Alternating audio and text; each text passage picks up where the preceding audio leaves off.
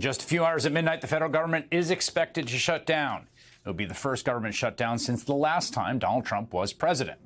A new poll by NPR, PBS, and Marist shows that if the government does shut down tonight, which we fully expect, Americans would blame Republicans more than Democrats, with 38% of respondents blaming Republicans, 27% blaming Democrats, and 31% blaming both parties. Meanwhile, the president today said from the Oval Office that Democrats are to blame, warned that he would use a shutdown to his political advantage. A lot of good can come down from shutdowns. We can get rid of a lot of things that we didn't want, and they'd be Democrat things. Congresswoman Alexandria Ocasio-Cortez, a Democrat in New York. She's executive board member of the Congressional Progressive Caucus, and she joins me now. Congresswoman, it does look like we are headed towards a shutdown. What do you see as the Democratic strategy and message here for a government funding bill? I mean, Chris, we're here to help people. We are here in the midst of this destruction of the federal government, the federal safety net, $1 trillion eviscerated from people's health care, their Medicare, their Medicaid in this country, with prices that are skyrocketing and life becoming completely untenable for the American people. We are here to try to be a backstop and to be that backstop, which is what the American people have elected us to do. So right now, there's this sort of back and forth about the ACA tax credits. And there's kind of a strange dynamic that I want to get your sense of, right? Because at one level, negotiating over the ACA tax credits is important. I mean, there are people who are going to see their premiums go up 15, 20%, like huge amounts are going to spike. Republicans don't like these extenders. Democrats do. They think it's good for people. But that's fully in the lane of like normal politics. And then at the same time, like the president of the United States assembled 800 military commanders to say, I want you're going to have to go to war against your fellow citizens in American cities. And I think people are having a little bit of a hard time of like, we're going to have a fight on the shutdown about the tax credits, but not about the president wants to declare war on Americans, even though I understand those two are conceptually distinct. Do you see what I'm saying? I see what you're saying, Chris, but, you know, I think that's something for us to really set the record straight here on. This is not a fight over tax credits. This is a fight over your ability to go to a pharmacy and afford your insulin. We're not talking about just 15 or 20% increases in people's premiums. Tomorrow, healthcare companies, and today, healthcare companies are finalizing the premiums that everyday Americans are going to be paying. And we are talking about a doubling of monthly health care premiums, not even including your deductible, in terms of what people are going to be paying next year because of $1 trillion in Medicaid cuts that were put together earlier this year. And I don't know about anybody else, but I do not think that this is just about a tax break or a small tax extender. This is about fighting not just on tax breaks, community health centers, and ensuring that we have a stability of the American healthcare system. And when Republicans use a legislative mechanism to gut the American healthcare system, we have to use a legislative mechanism in order to restore it and to fight for it. Because at the end of the day, you know, people may talk about tax credits this and tax credits that. What they do understand is when you have insulin and you can't afford it. What they do understand is when your kid has chemotherapy or your spouse gets diagnosed with cancer and you go into a hospital and it doesn't get covered. And you have to choose life and death, what this is about. Now, that does not mean that we ignore the abhorrent violation of law and norms and what is happening with our U.S. cities. But we have a broad spectrum of ways and places that we can fight, including our governors, our attorney generals, and our state and municipal leaders, as you just saw. So I just want to make sure I understand this just from your perspective here. So, and I think this is generally the view of congressional leadership as well. You can correct me if I'm wrong. If there was bipartisan compromise, right? If everyone came together, the leaders of the parties, the president, and said, yes, these 5 things, we're going to make sure that these premium supports keep going. We're going to fund community health centers, whatever the sort of asks on appropriation around people's affordable health care. If those were met, Democrats would be a yes. Like that is the box that this is happening in, as opposed to we can't fund a Department of Justice that prosecutes political enemies or whatever else might be out there. Well, let me tell you, Chris, the mechanism by which that deal is locked is not just about agreeing in concept on tax credits. We need to do it with no tricks, no games, and no backdoors, which includes rescissions. And when we talk about rescissions, that is the mechanism that the federal government is using to gut and destroy rule of law across the board. So we are fighting to ensure that health care is protected for every American. But the way that we do that also means that the only way that you guarantee that is by forcing them to adhere to the rule of law, which means eliminating the rescission loopholes that they put in the CR earlier this year, which the Senate, unfortunately, had caved on then, and we're ensuring that doesn't happen now. Yeah, the quick 10-second version for people that haven't followed this is that, you need 60 votes to get the filibuster to appropriate funds for the government, but they can pass a rescission, which is to claw back some of the money already agreed to by 50 votes. So they have this kind of like cake and eat it too model where it's like, oh, yeah, we'll come together, we'll pass a bipartisan appropriations bill. And then when we've done that, then we'll go and get rid of the stuff we don't like, which just seems like an insane way to negotiate. It's no way to negotiate. And again, we don't even have to get into the technicalities of this. But what is important to understand is that the way that you honor an agreement and the way that we honor our fight for health care and to define and to also protect everyday Americans' ability to afford their health care, to cover their kids, to defend Medicaid. Those are the same mechanisms that we use to defend our rule of law, to defend the federal workers that we are trying to protect in this shutdown.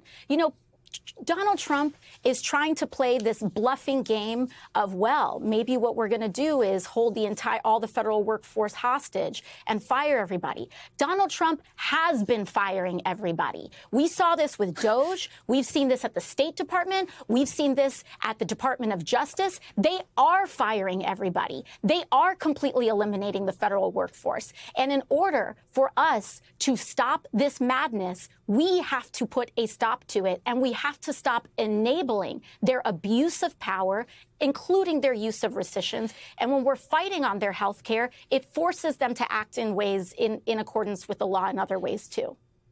Let me ask you this. There are some people I have seen who have the following theory of why Senate Democrats have not cut a deal where they give 8 votes and move along. And that is that Chuck Schumer is worried about a primary challenge from you and is worried about the politics to his left flank. And so because of that worry about a primary challenge, he's going to shut down the government. Ergo, it is AOC's fault that the government's shutting down, or that you're somehow the kind of fulcrum of this. And I want to just ask you straight up, are you planning to primary challenge him? Do you think that's why he's doing this? This is so not about me in this moment. This is about people being able to insure their children.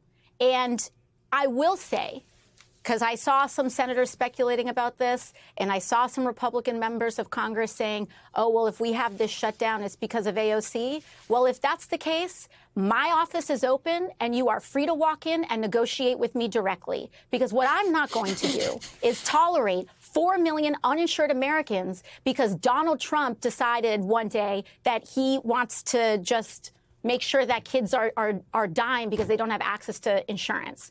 That's what's not going to happen. And so if those senators think that we're having a shutdown because of me, they're free to enter my office and negotiate, because what we're not going to do is allow all of millions of people in this country to not be able to afford their insulin and their chemotherapy. So come strike a deal with me if that's what they really think is going on.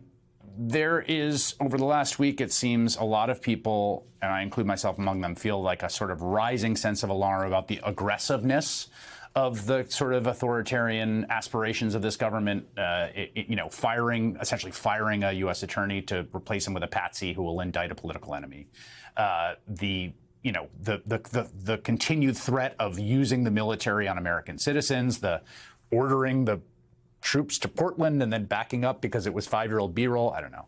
Do you feel the same way over this last week or two? Does it feel like continuity to you? Are there conversations in your caucus about what this last week has meant? I think there's 2 things that are happening at once, and this is something that's very important for people to understand. One, there absolutely is an unprecedented abuse of power, destruction of norms, erosion of our government and our democracy in order to prop up an authoritarian style of governance. That is happening. However, they are weaker than they look.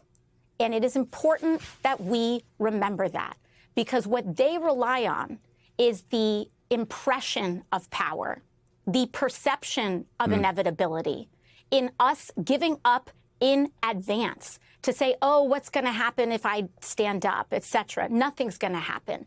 They rely on that perception of inevitability and power so that people comply in advance and acquiesce in advance and give up in advance. And at the end of the day, Donald Trump is at record levels of unpopularity in his tenure. The Republican House is at record levels of unpopularity. They are underwater across the board, and they know it. And that is causing them to double down in public, but it is backfiring. That is why, whether it's a shutdown, whether it's all of this, they want us to blink first. And we have too much to save. Protecting people is too important a task for us to give up before anything even starts. So they may want to send people in, but these National Guardsmen do not want to be turned against their fellow Americans. We're seeing this here in Washington, D.C. It is an insult. Donald Trump is insulting the service members of this country by putting them on these silly tasks that they themselves do not want to be enforcing.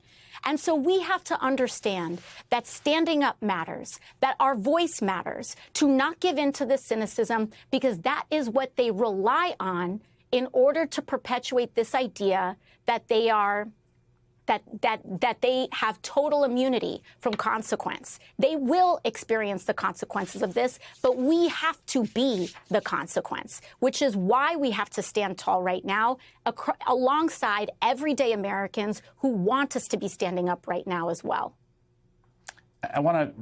Final question for you is about a ruling that came from a federal district judge who's been on the bench for decades and who was appointed by Ronald Reagan. It's in the case of Ramesa Ozturk and a few other individuals whose alleged that their free speech, First Amendment rights as protected by the Constitution, were violated by ICE grabbing them because of things they said or wrote. And one of the things he gets to is the masking of ICE agents, which is something that we've seen in New York City, here in Chicago, and around. He says the court has listened carefully to the reason given by Ozturk's captors for masking up. It rejects this testimony as disingenuous, squalid, and dishonorable.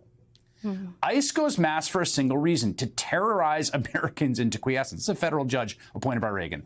In all our history, we've never tolerated an armed mass secret police. Carrying on in this fashion, ICE brings indelible obloquy to this administration and everyone who works in it. Is it at all bracing to read a Reagan-appointed federal district judge write something like that in finding that Ramesa Ozturk's and others' rights were violated? Of course. I mean, as you said, for a Reagan-appointed judge to be out and out talking about secret police in the United States of America in the year 2025 tells us everything about what's going on. And we get to these extremes through these small erasures and steps when everyone says makes an exception here or makes an exception there. And then before you know it, you have masked agents roaming the streets of this country that do not feel entitled to identify themselves or do not feel like as though they answer to the American people at all. That is dangerous. And it is not without saying, it does not go without saying that the people that they went after first are some of the most vulnerable activists in the United States, which is to say pro-Palestinian organizers and young people, especially those who are on green cards or on visas. Yeah. And the idea that we would allow our freedom of speech to be violated and create exceptions to that for people who are advocating for the lives of Palestinians, it erodes at the very core of American identity, too, because this is the land of the free, but only as long as we defend it and make it so. And so we have a responsibility to ensure that these individuals are protected, including Mahmoud Khalil, who the Trump administration is currently trying to move to deport. Yes, in fact, trying very, very hard as we speak. Congresswoman Alexandria Ocasio-Cortez, thank you for your time tonight. I appreciate it. Of course. Thank you very much.